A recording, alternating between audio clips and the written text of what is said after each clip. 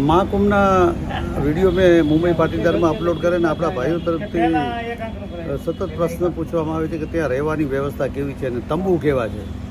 આ બધા વિડીયો મેં મૂક્યા છે સરસ્વતી ગ્રુપમાં. તેમ છતાં આ 2-3 જે અલગ અલગ ક્લિપ હતી જે ક્યાં રહેવાની વ્યવસ્થા છે તેનો વિડીયો હું પાછો મૂકી રહ્યો છું અને તમે જોઈ લેશો. અને આ પ્રકારની વ્યવસ્થા છે.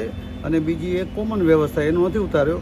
આ તંબુમાં શું સગવડ છે ને તેનો ડિટેલ વિડીયો તમને મોકલાવું છું, તમે જોજો. અને આવા પ્રશ્નો હોય તો તમે કમેન્ટ્સમાં લખજો તો હું એની માહિતી આપીશ અને તમારા સગાવાળાને ફોરવર્ડ કરજો, જેથી ભારતી દીદીના અખાડામાં આપને 45 દિવસનો મહાકુંભમાં આપણે લાભ લેવો હોય તો આ લઈ લો. 144 વર્ષ પછી આવ્યો છે, કાંઈ બીજી માથાકૂટ કર્યા વગર. ધન્યવાદ. આ જો બહારથી આવી રીતે દેખાય છે.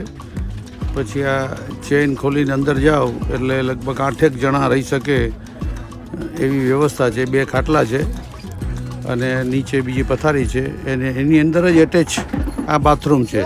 આ જો સામે વોશ બેસીન, હા, આ વચમાં નાવાની મોરી અને આ ટોયલેટ.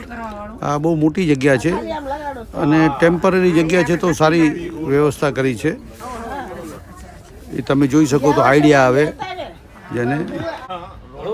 આજુ આ જોઈ શકો છો તમે અંદરના. અમે બધા રેહાન કરીને બેઠા છીએ. હું વિડીયો ઉતાર રહ્યો છું એટલે મારું નથી આવ્યું. આ 8-9 જણા આ બાજુ આવી જાય. એની અંદર 2 પલંગ અને 3 ગાદલા નીચે.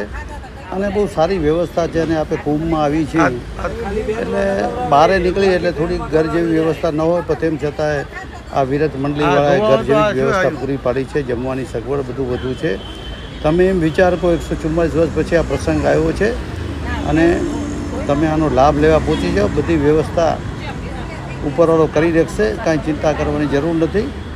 અને આ તમે વિડીયો જુઓ અને તમારા સગા અને ફેમિલી જે પરિવારમાં ત્યાં મૂકજો તો જેથી બધા પ્રશ્નો હોય એના મગજમાંથી નીકળી જાય. ધન્યવાદ અસ્તુ.